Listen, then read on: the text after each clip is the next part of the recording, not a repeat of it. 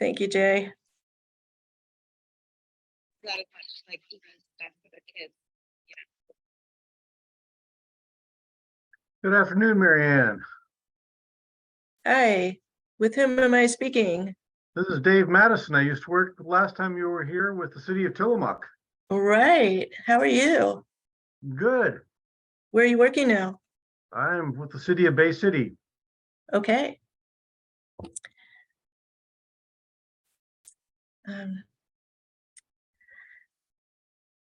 Okay, so I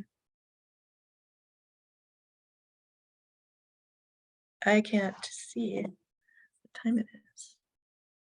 Okay, well, it's just after 1 o'clock, so let's get started. Thank you all for coming today. I think we're going to have a pretty good crowd. We thought we were going to have all of the materials up in box for you after the last meeting, but we have not been able to get through it all yet. So we're going to start here today with the survey. Can you go to the next slide, please? So we shortened the meeting, and we'll hopefully get through it all today. And we'll put off some of the other materials for later, and we'll talk about that toward the end of the meeting. So my name is Marianne Lahav, and I'm with DLCD. And if you would all put your names and titles and affiliation, if you have one, in the chat for introductions, that would be helpful. Thank you. So Ashley, next slide, please. Again, let's try to use the chat for introductions and links and technical issues. And if you want to speak, speak rather than having conversations on the side in the chat. And please turn on your camera when you speak so we can see everybody as if we were in the same room. Okay, thank you. All right, also, the survey that we're talking about today, I just uploaded, I think, yesterday. So if you can go and get a copy from the webpage or just open it, you can either download it or just open it from our project webpage. You'll be able to follow along maybe a little bit better. I hope you'll be able to see the slides well enough. It's behind the agenda, so it's in the link that says agenda meeting materials for today's meeting. Okay, next slide, please. So again, the purpose of doing the survey is to try to gather information from a number of people with whom we just wouldn't be able to have conversations with. I mean, just a lot of people in a variety of occupations and industries connected with the infrastructure and critical facilities and lifelines components that we're going to be looking at and hopefully incorporating into the risk assessment tools. So some of those audiences are the end users, state agencies, local governments, tribal governments, and graduate students who will be using this soon. So we wanted to try to reach out to people in a way that we could get get a lot of information in a short period of time and be able to analyze it and move it into the risk assessment. So next slide, please. So other intended audiences are natural resource professionals and owners and operators of these critical facilities and lifelines and infrastructure that we're going to be talking about today. So today we want your comments, your thoughts, your questions, and we also have a copy of this that you can add your comments to. In Box, we'll be sending out the links to Box probably tomorrow.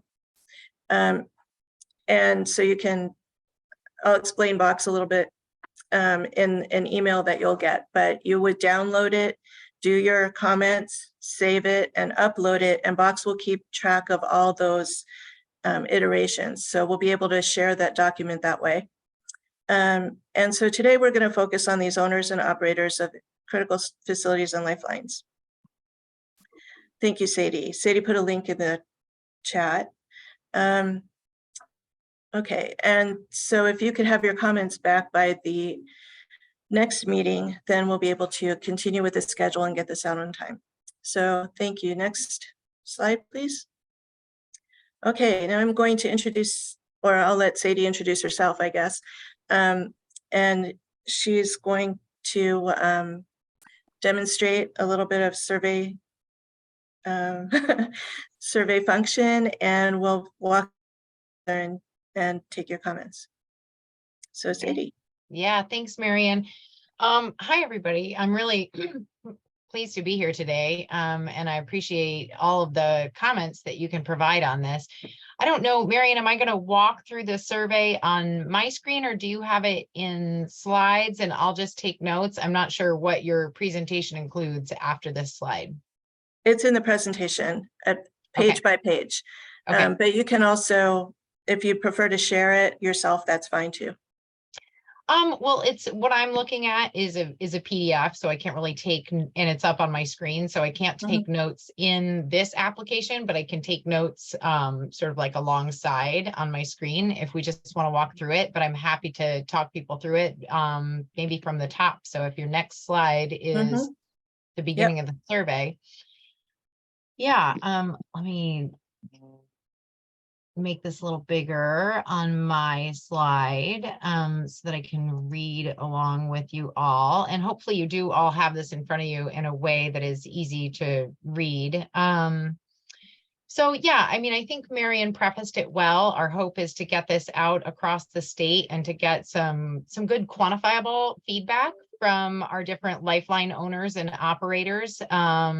Because it's a huge category, right, that FEMA has introduced for this risk assessment. And so here is just kind of our welcome message. If you have any, kind of verbiage or language adds that you would like to see in this piece, we're happy to incorporate them to the extent that we can. I know there's a lot of people on this call and maybe a lot of different directions we could go. I try to keep things as brief as I can in the surveys that I create in hopes that people make it to the end. But I think we can move to the next slide from here and really get into the meat of the questions. Thanks. So the first page, and there may be feedback on this and there may not, we've got some required fields. You may have opinions on whether or not people need to provide their email or their organization or affiliation. Definitely let us know.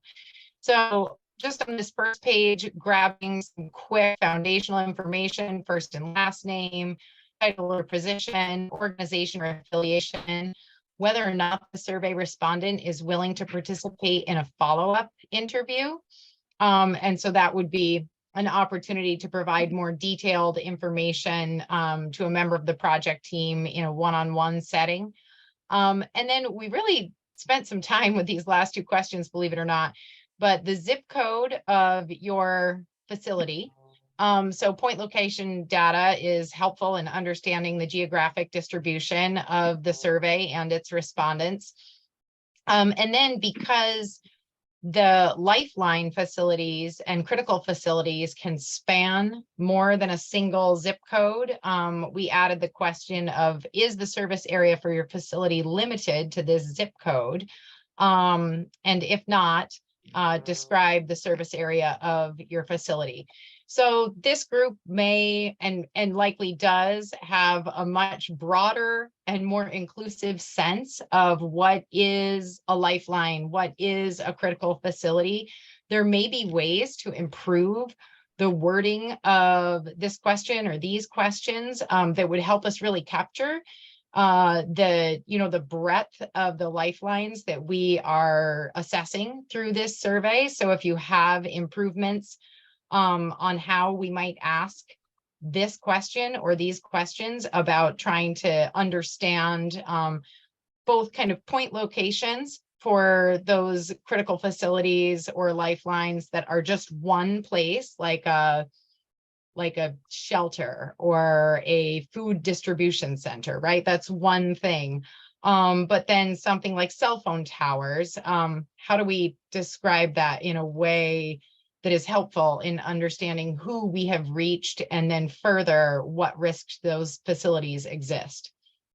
So if you do have comments, I'm happy to also pause at the end of these pages as we move through them and take comments real time. So maybe I'll just take that opportunity. Yeah, I see a hand up from Mara. Hey, I apologize. I wasn't here at the last two meetings, so I apologize if you've already covered this. I'm a bit worried about duplicate responses, and verifying that you've captured data that's quality in order to really flush out categories. So the reason I say this is that you may have multiple people answering questions around zip codes, like for a county or a city, or even a whole swath of content, depending on who's answering this. And so I can imagine that it's going to be really difficult to narrow down, especially if it's an open field, where you're going to have to really, anything that's not a check mark where you can drill down is going to have to be hand assessed. So you have that, and then finding out for sure, where are some of these overlaps? Are two different people answering for DAS, let's say, the mother lode of state agency facilities?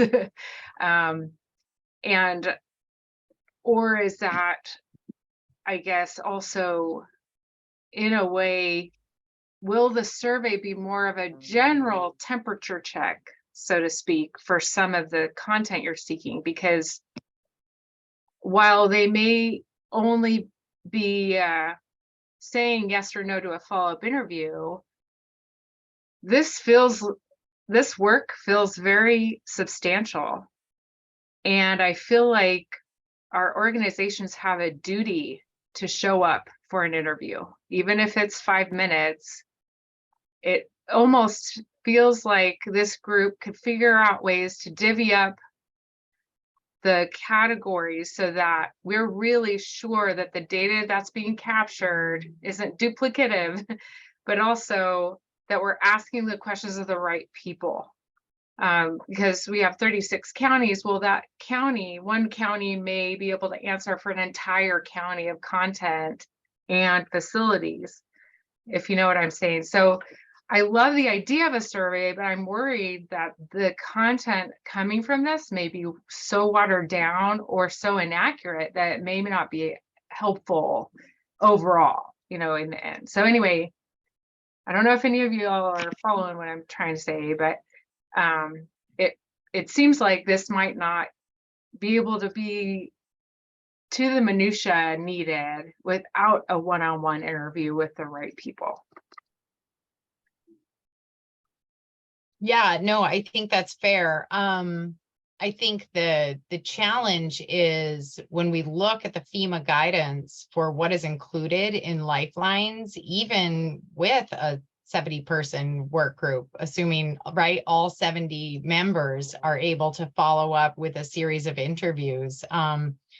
There's thousands and thousands of lifelines that we could consider in this. So I do think that,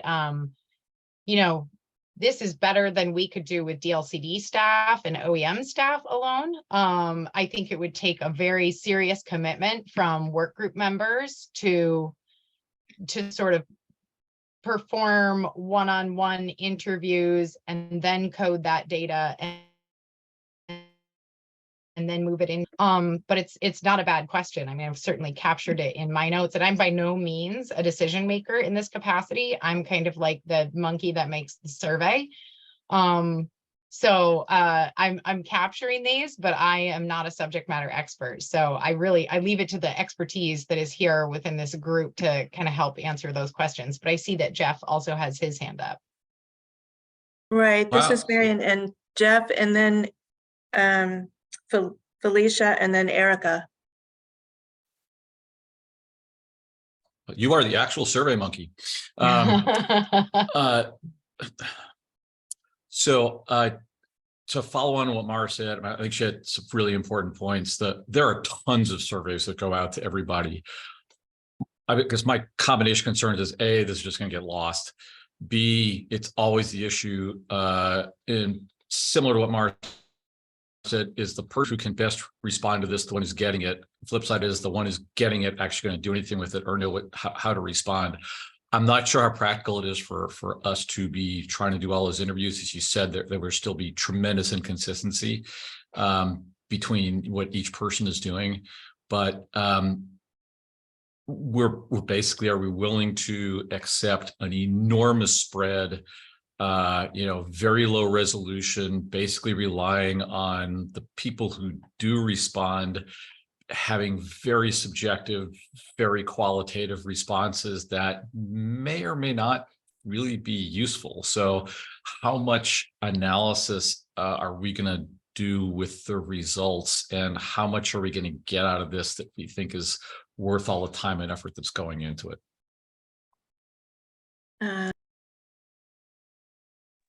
My initial response to that, I think, will be, let's get through the survey and then see how we feel about it after. Because I'm assuming that most of us have not had a chance to take a look at this, and we may answer some of those questions and at the end, or when we see what's coming out, and maybe we're not asking the right questions. Maybe we're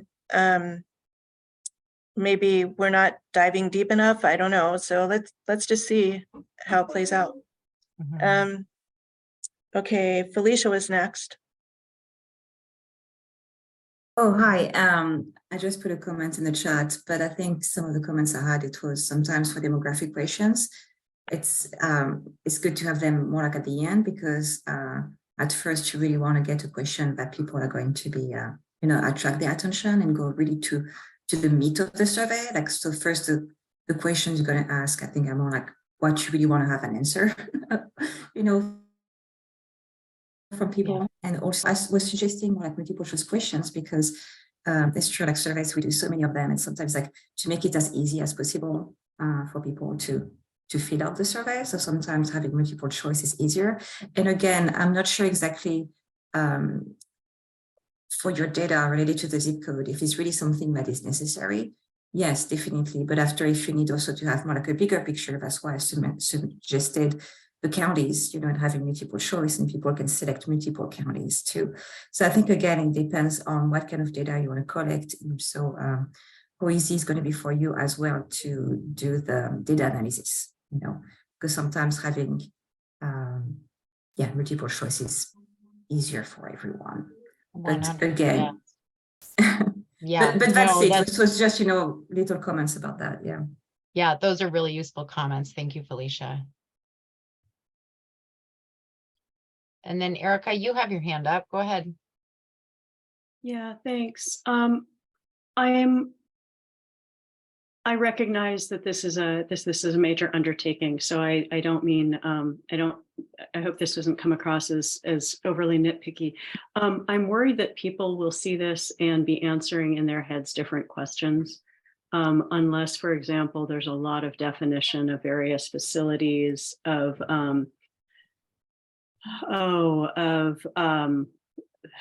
particular natural hazards, of vulnerability levels, what have you. I'm concerned that people will have different ideas in their heads as they're answering this, and therefore the information that you get back people won't be answering the same questions. I also am a little bit concerned that someone, and this I think is echoing some of the previous comments, that is it that the person who's answering is owner, operator, manager, or is it that they're affiliated with an entity that owns, operates, or manages? In the sense that many people are part of organizations that might manage a facility, but the person answering this might not be making the operational decisions. So having as inclusive, being very clear about how inclusive a group of respondents you want might help. I mean, so I think about something like many people in the Oregon Department of Forestry are not making operational decisions about trees or other plants, but ODF does, for example. So, you know, are you looking for the person that's actually making the decisions, or are you just saying, are you affiliated with an organization that deals with these things? We are looking for the people who are making the decisions. So it's a good, yeah, maybe like, yes, no clarifying. question to add. Yeah. And then, yeah, and then just how some of these things are defined. I worry about a little bit. Well, it's not a worry. It's just, you know, having a click that you could have a very clear definition of each of these terms, for example. I mean, because otherwise, again, I just worry that people are going to have somewhat different ideas in their heads. Maybe you could, maybe we should, well, I don't want to stifle the conversation, but maybe as we get to a question where you have that kind of reservation, Erica, where you're saying like, my concern is people would be thinking about this when we're really looking for this. It'd be helpful to have some examples of that to work with, so we could figure out how we might add clarity as we move through the questions. Sure. Or if you all give us, you know, a place where you want us to submit written feedback or something like that. I don't know what's the most efficient thing. I mean, I can give you explicit examples, but I don't know that it's a great use of time in the 1 hour meeting. Sure, that makes sense. And Marion, I think you offered folks at the top of the meeting the opportunity and the avenue to provide comments on this. Yes, and I'll explain a little bit more about that toward the end. Okay. So for the sake of time, let's go ahead and move to our next slide, which is, oh, I gotta scroll over here. So here, what we have done is taken the FEMA lifelines. So if folks are familiar, I can sort of picture it in my head, the FEMA lifelines info poster. There's columns of the different sort of bundles or groups of lifeline services underneath a heading. And most of the headings, though we have taken some liberty within kind of the survey design team so far, most of those columns, so safety or security facility, government services facility, are examples, are columns within the FEMA lifelines groups. And then we have called out a few extra that have overlap with critical facilities. And the idea is that you would say be a childcare provider and you would select childcare. And then you would get a series of questions related to your child or adult residential care facility that followed. If you chose education, you would get questions for an education. If you chose 2, you would get a set of questions for each type of facility. And as we move through the questions, you'll see that we disaggregate from safety and security facility. There is a further question that says, well, what kind of safety and security facility? Jeff, go ahead. Yeah, I think this just seems like, first of all, you're asking them to understand what's still a broad set of definitions, and then to guess without seeing how it's going to be categorized. So for instance, a comment I had in the chat, PSAPs aren't listed anywhere in this, and they should be, but they could go under any of 3 categories, safety, security, government services, or communications. So Excuse me for a minute, Jeff, what is a PSAP? Public Safety Answering Point 911 Center. That's about as critical a piece of infrastructure as you'll find, and it ties everything else together. So you're asking them to guess as well as hope that they understand the definitions. it may be better to skip this entirely and simply, here's a list with the categories. It would be a long list, but at least that way you're getting to the type of facility they're in and not requiring them to guess and answer a series of questions that might not be relevant to them. That's good. We have provided definitions for critical facilities and lifeline components in a little call out box that's above, but I think that's a good observation. It's actually something we went back and forth on. And we kind of did it this way because, to your point, the list was so very long when we got to the full list, you know, and I'm trying to think about folks, you know, taking this maybe on like a mobile device, right? And like, what does that scroll feel like on the user end, for whomever is responding to this? But that's good feedback. I appreciate it. Even if it's just, if they click that box and there's some kind of branching logic that says, what's your facility? And if they enter that, if there's a way to recognize, okay, it gets this set of questions. Even with that call out, you're still, it still requires them to think along the lines of the people who wrote the definition, and it's probably not going to be what you get. Okay. Can you say a little bit more about what you mean by branching logic? That's standard survey tool. So depending on how you respond to a question, that's going to drive the next question you get, or it will allow you to skip a question that is Right. no longer necessary. I think in survey, the tool is called skip logic. So I just want to Oh, make sure okay. that I was Yep. on the same page with you. Yeah. Okay. And that's exactly what we're doing. We'll see on the next page. So we can pause more here, or we can move on and come back. Again, I want to be conscientious about the time that we have here. I also, you know,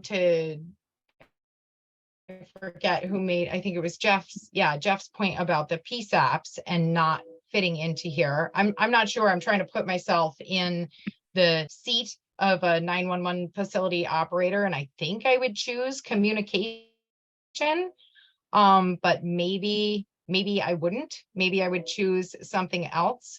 But it does seem to me there's, on the one hand, multiple ways to answer for that particular, but there may be whole groups of lifeline or critical facilities that we are missing in here, right? So we added in the childcare as a category to ask about. So we've got safety and security, government services, education, childcare, adult residential care, food, water, and shelter, health or medical, energy, communication, transportation, and other. But I'm not sure if we, you know, based on the expertise of this group, are missing a group of facilities in here. So that's a question to kind of think about. And I'm sorry about my dog in the background, if people can hear him. So we can move on to the next. Oh, I'm sorry. I hope I'm not spotty. I'm getting a message that my internet is unstable. I apologize if that's the case. So here you can Sadie, see. excuse me, Yeah, before we please. go on, I wanted to mention again, please, if you have a comment, make the comment out loud instead of in the chat so that we can follow it better. Again, Jeff, you said if your PSAP is run by LE, what's LE? Law enforcement, a lot of sheriff's office run 911 centers. So if you ask someone where they fit, it's like, well, it's public safety answering point, and I dispatch law enforcement, so I'm part of safety and security. It just depends on how they're set up, and again, who's answering the question. Okay. Just from OEM standpoint, like we've categorized a lot of these things, kind of what Vince had mentioned there in the chat. So if it's better to then take this offline and start diving through some of this, and then we can help share where we stuck some of these things when we did lifelines, it might help. But to Jeff's point, like they do fall under multiple categories. So there isn't one answer. Right. I'd also like to point out that from the perspective of this risk assessment, we're focusing on mitigation, not on response. And so for response, so there may be reasons why they overlap, and we should put things that are usually associated with response in our mitigation risk assessment, but we need to be very discerning about that. But that may not matter to the person who's responding to the survey. Well, maybe. Yeah, if I well, can, it if I can jump in. matters. Sorry. I'm sorry, go ahead, Vincent. What? I'm sorry. Yeah, I just wanted to, the reason I made the comment, and sorry not to just say it out loud, is there's an awful lot of planning going on around community lifelines. There's real push from FEMA and to get this doctrine, incident stabilization guide doctrine, into emergency management programs. And as a result, there's a lot of people talking about it. I just would be concerned that the interviews might run up against people who have gotten multiple calls or inputs or meetings on this topic already. And we probably want to be sensitive of deconflicting. That's all. Okay, thank you. That's a good point. And maybe we need to put something in the background on page 1 about mitigation versus response. And Vincent, if you have sort of intel on any of the competing information gathering tools and timelines, that could be, I mean, survey fatigue is a very real thing, and government is not good at coordinating with itself. The idea that the arm doesn't know what the leg is doing is very real. I mean, I can see it at points within our agency, much less the enterprise. And so I think that is a really important point. And it would also, I think, be important to know about those tools so that we were using definitions in common and you know, words and phraseology in common, because that just leads to kind of more, I don't know if it's distrust of government, but it certainly does not reflect well on those of us that are trying to do the right thing as public servants and get this information, you know, compiled in a useful way to respond to what FEMA is telling us we need to do for this risk assessment. Yeah, I agree, and I fully appreciate what Jeff said earlier, right, about making sure that we're not overtaxing, right, the people that we want to get information from. I know that Sarah Pools can probably talk at length about the OEM effort. The FEMA effort is in focus groups for each lifeline right now.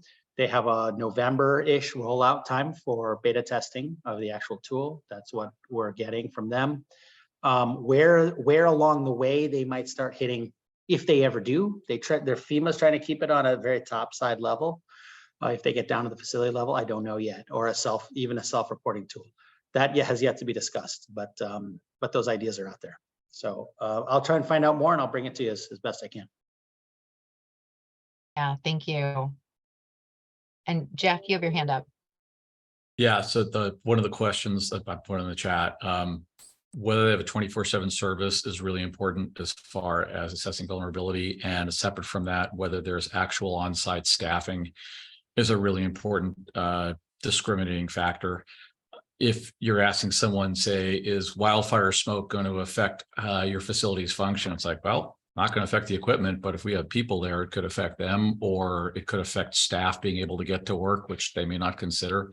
I'd be really careful about assuming that our distinction between mitigation and response is going to have any meaning to the majority of people who get this. That's our terminology, not theirs. Great points. Thank you. Felicia, go ahead. Hi, I just wanted to share quickly a resource, and I'm sure that's in the chat. It's with OSU with the Cascadia Lifelines program, and it's mostly focused on, you know, the Cascadia subduction zone earthquakes, but still because it's one of the hazards in your list. I'm just sharing this resource here in case you're not aware of it. Might be useful. Thank you so much. I'm definitely going to take a look at that.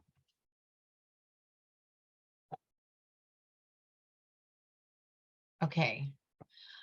So I think that we could spend really the balance of our time looking through these different categories. As Marion noted, they're available in the meeting materials and on Box for folks' comments. I know that we haven't captured everything that we would like to. And I know that there is a group of experts right here listening today that can help us make a better list in terms of how we categorize this. And it may stem from improving the list that precedes it. So the high level buckets, or, to Jeff's earlier point, perhaps a better idea is to just have one very big and inclusive long list. I think Marion at one point had a survey design that I said, well, I can't think of how I would do, I would create that functionality with the tools that I have available through the SurveyMonkey tool. So there are some limitations to the tool itself that just kind of cannot be overcome, at least with what we have at DLCD and available to us in this survey creation. So this is for each of those larger headings on the screen prior. If you chose that, right, if you chose government services facility, then you would be asked to say, well, which government services facility? So if we're missing government service facilities, this is the place to add them. If we're missing education or childcare or food, water, and shelter, this is the place to add them so that we can capture them in the survey results. So this would definitely benefit from kind of a group think, and probably it would take more time than we have in this meeting. So I would ask if you're interested in contributing to follow Marion's direction and go into the box space. I'm not really sure how that works for the whole group, but I didn't. She did. So. I would like to mention Yeah, that good question, this is Jeff. just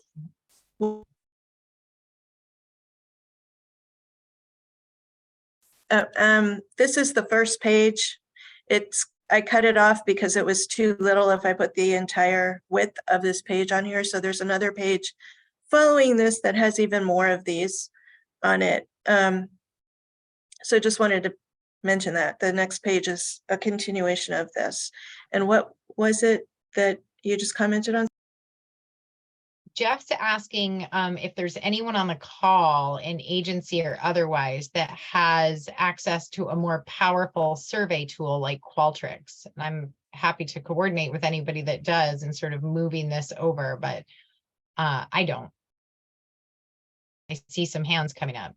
Sarah? So OEM uses Qualtrics for some of our larger surveys. We may be able to share a user license with you, because at the moment we're not using all of them, if that's helpful. But this is going to be an extremely large survey, and I'm not volunteering to build it.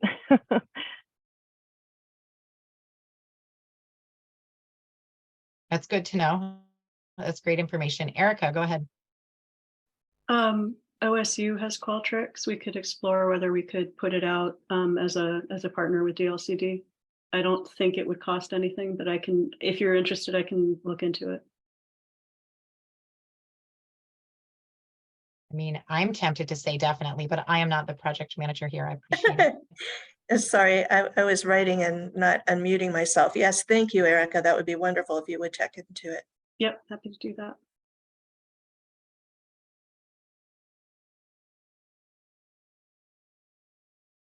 Yeah, that could open up whole new worlds of possibility in terms of how this survey presents and how easy it is to respond to, which I think really makes a difference in the kind of responses we get. So let's move to the next page. This one is kind of confusing the way that I have it laid out. And again, I am presenting to this group based on what are my best tools available in SurveyMonkey with the license that we have today.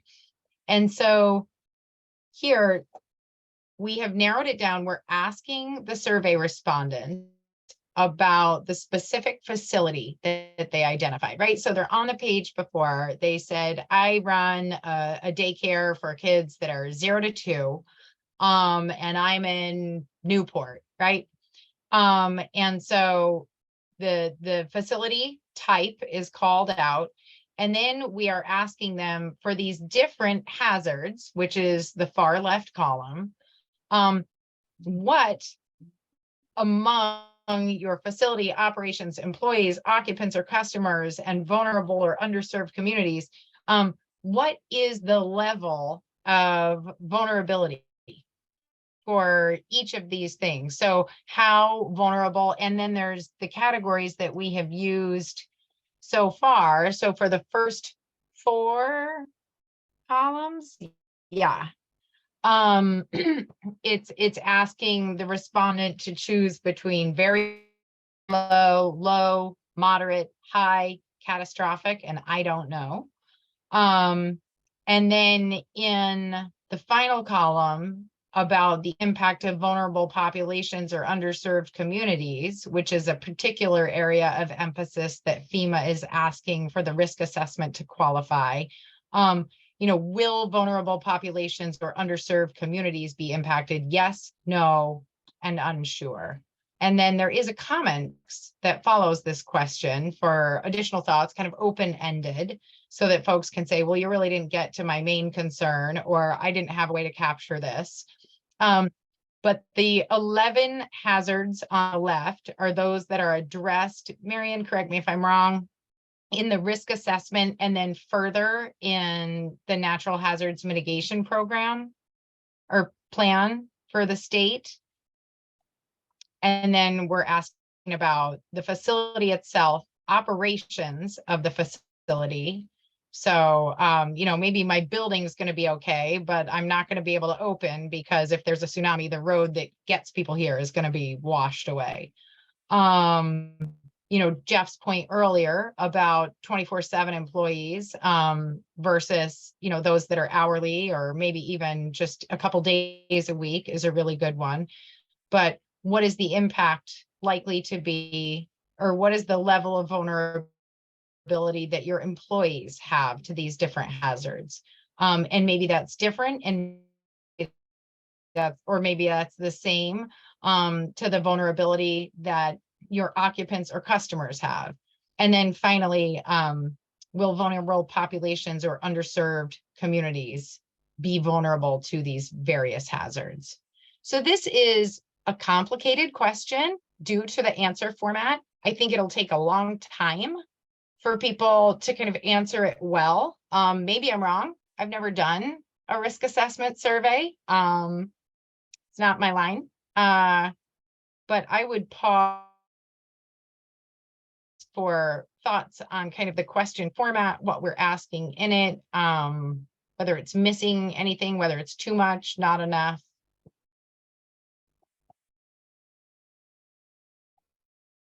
Jeff, I'm so glad you're on this call. You've got a Well, million you may thoughts not on be when I get survey. done, but I mean, I'm trying not to suck up all the oxygen, or I guess electrons on Zoom. But first of all, this is a tremendous amount of information to ask anyone. Second, it is hard to find a single person who can add knowledge to all of those categories. And maybe most significant, most organizations have trouble doing a hazard vulnerability assessment well. It tends to come down to a committee, if they have one, voting on stuff, based on memory and availability bias. You're asking a single individual to conduct a really detailed community and organizational HVA, hazard vulnerability analysis, for everything they do. And I just think that is wildly unrealistic. And if Mhm. you get responses, I'm not sure they're going to be worth the electrons that constitute them. Hmm. I mean, I'm not trying to, I understand there's a lot of work goes into this, and we can certainly make it better, but I'll ask the same question I asked at the beginning. It's like, how much value do we really expect to get out of this in the form that it's in? And do we need to simplify it and hope that we get more response, or do we really want to focus on a very narrow range of responses that provide detail? And I don't know the answer to that.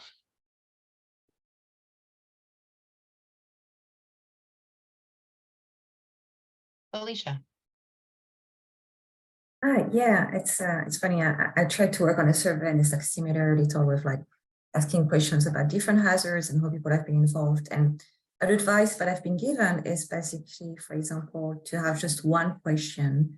And for example, if you keep your left column with all the hazards, but ask the question about facility only and be a little more specific, like is your facility or any of the buildings are going to be affected? And then you have for just like you mentioned, like very low, moderate, high, or can be another sort of like a scale. And after, once you choose your table, maybe facility and operations and vulnerable populations are what you think you really need information from, then you repeat that 3 times instead of having people spending a lot of time on only this like massive table, and they can select and see the choices.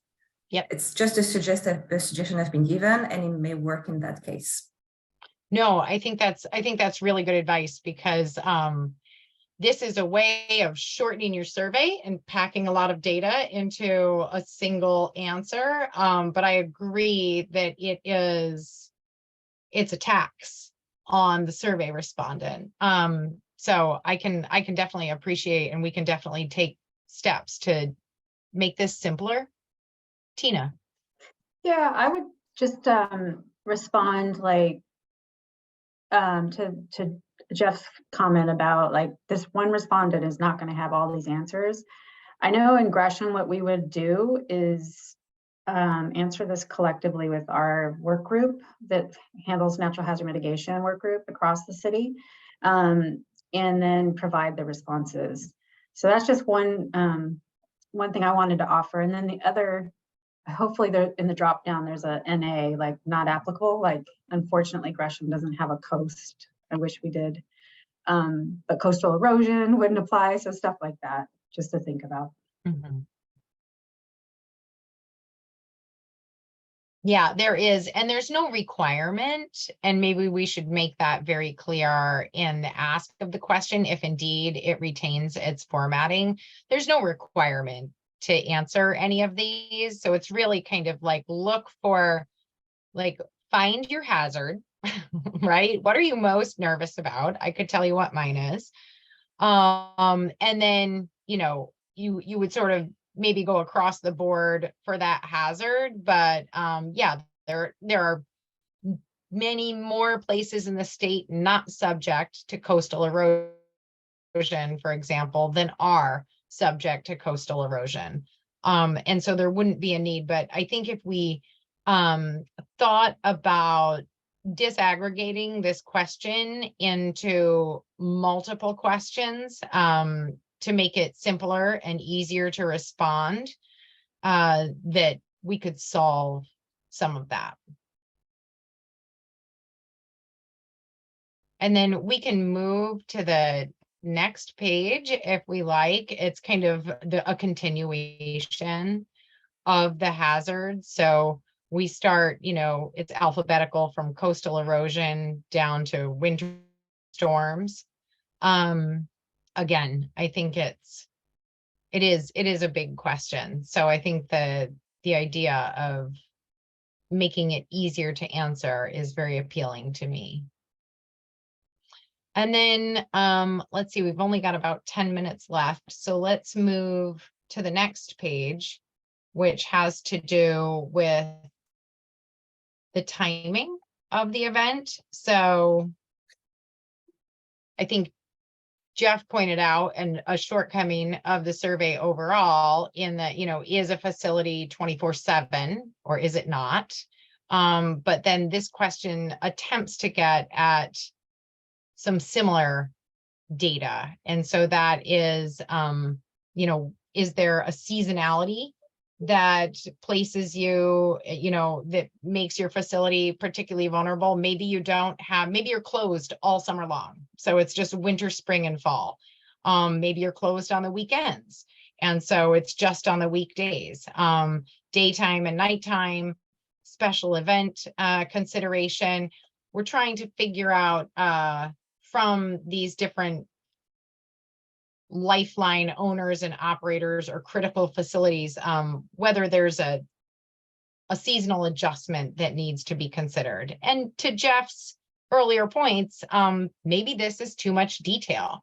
I really was modeling it on some other risk assessment tools that I found online that were really just like pieces of paper where people would check a box or not, and translated it into survey form. I'm by no means a hazards expert, so I'm really looking to all of you to help me make it a useful tool. So I would pause on that to see if there's any thoughts on timing, whether or not this data is too rich. We don't need it, or it's critical, we do need it, or we're not sure, anywhere in between.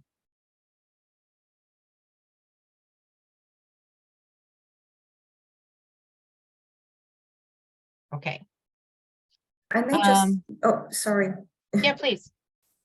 I just wanted to make a quick comment, more about also like realize facility versus facility operations, and maybe people sometimes when you think of facility, they think also like how it function.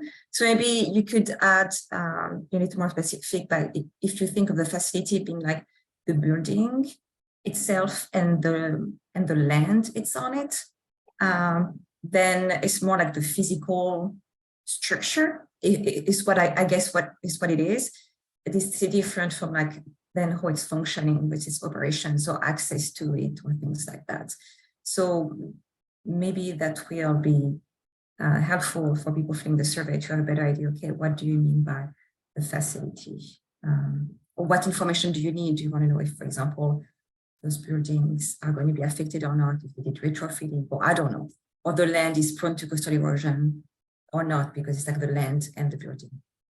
Yes, no, I think that is a really good catch, because we fall into government language ease very easily. And I think that's a place where we really could provide some clarity to folks that are out there actually running these things for us.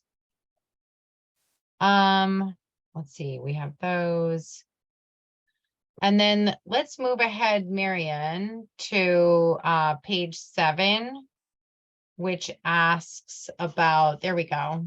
Has a natural hazards vulnerability assessment been performed for this facility?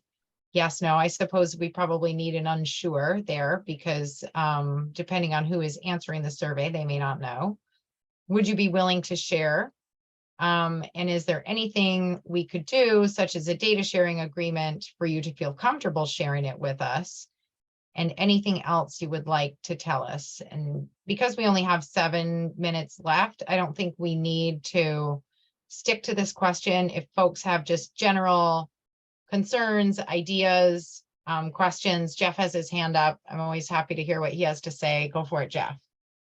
Simple one. I would put question 14 right at the beginning, because if they have a vulnerability assessment, that's going to be probably better than anything you can get out of the survey, or at the very least a starting point. Ask that at the outset, see if we can get hold of it, so they're not trying to come up with it, especially if it's repeating what's already there.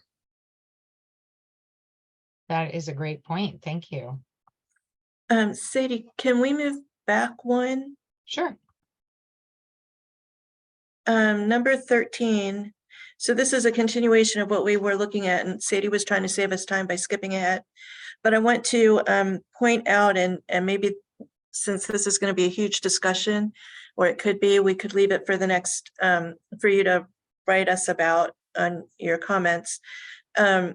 do you anticipate that climate change will increase the level of vulnerability? We were going to change this question, and we were struggling with what could we ask about how climate change would change the vulnerability of a facility that would be some kind of a data point that we could enter into the risk assessment tool. So if you guys have any advice about that or thoughts, ideas, we'd be happy to hear it. Okay, thanks, Sadie. Yeah, no, thank you, Marion. And thanks for moving back to capture that and highlight that.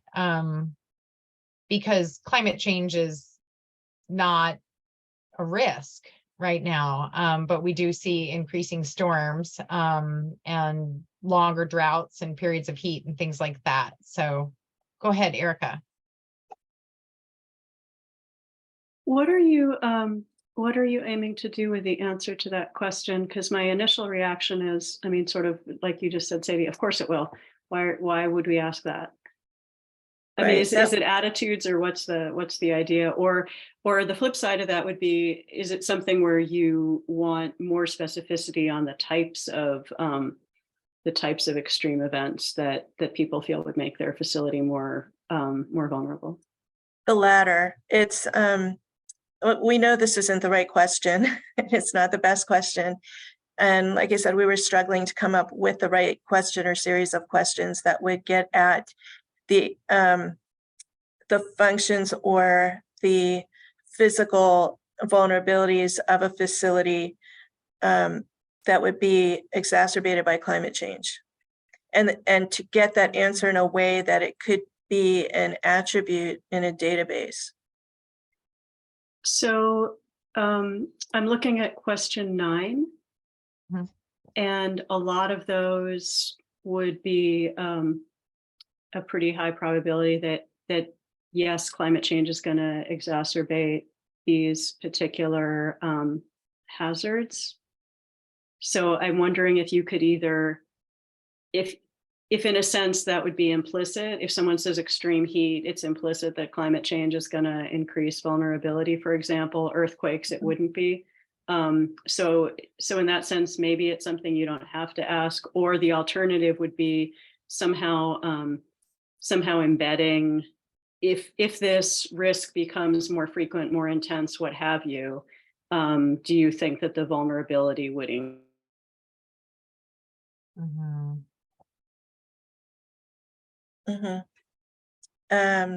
We're about to lose you, I think, Erica. You look frozen.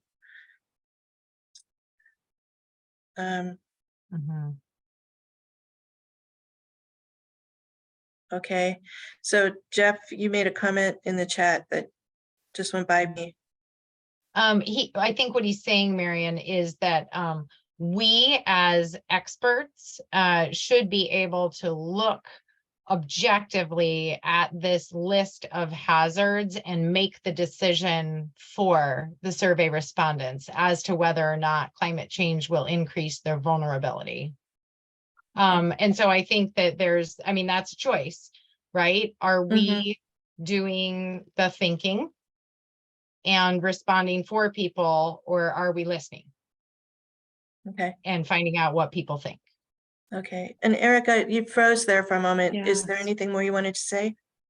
It was pretty much that from, that I do think it's possible to say for all of these with pretty high certainty, yes, climate change is going to exacerbate these risks. No, climate change is not going to exacerbate these risks. So either it might not need to be asked, or you could ask as kind of a subsidiary question. If someone says vulnerability is moderate or higher to a particular risk that's related to climate change, you could say something like, if these events become more frequent, more common, or I guess that's the same thing, more frequent, more intense, what have you, do you expect that the vulnerability level would change?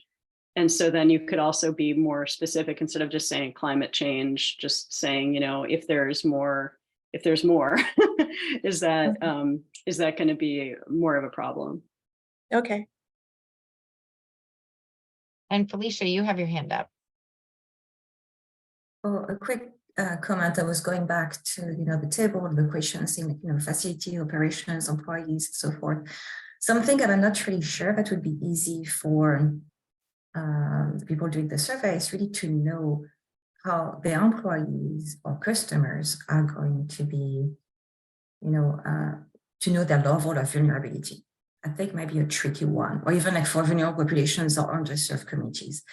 So maybe if you really want to have this information, maybe provide being a little more specific in what you're looking for, or provide some examples, because my guess is that they probably would say unsure, and that you won't have really useful, That's right. Yeah. data. So that's my feel so far. Like if I was someone like an owner, I would be pretty sure about the facility itself and operations of the facility, but the rest, it might be more like a gray area, and the data you may get are not going to be as valuable. But yeah, just something I guess to think through, but it's really hard. Okay. Yeah, no, that's great feedback as well. Thank you. I appreciate that.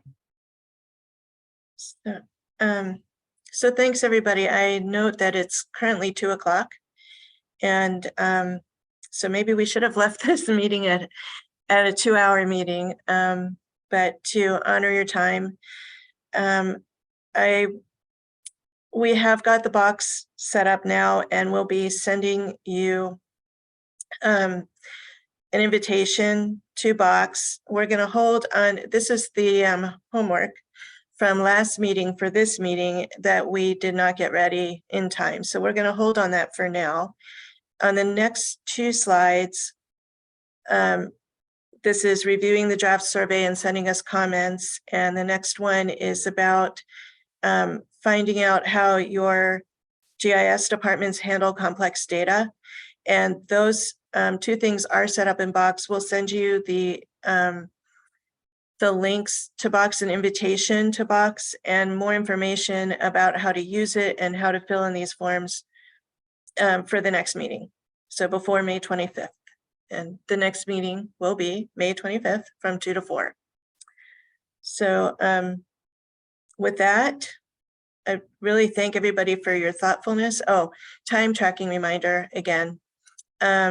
We also have this form in Box. It's a Word document, very easy to fill out. So thank you to those who have filled it out.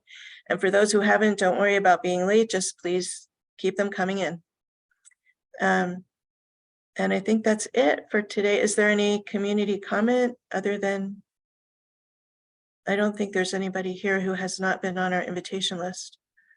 So with that, I think we're adjourned. Thanks, everybody. Really appreciate your comments today. Thank you very much. Thanks.